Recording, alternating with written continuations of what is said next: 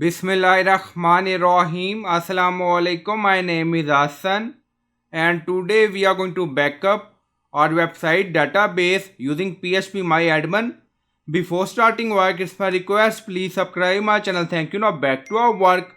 So we are in phpMyAdmin and this is our database.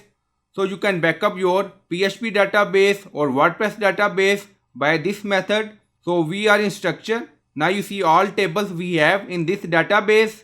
So we are going to export or download it. Now you see export, so click on it. Now loading.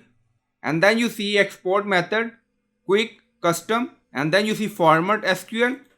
So you can select format according to requirement. And then you see quick, custom. Now custom, you see all detail. If you want, you can export or backup selected database tables. Now select quick. And then you see export, so click on it. Now dialog box open and then you see file name, save as type.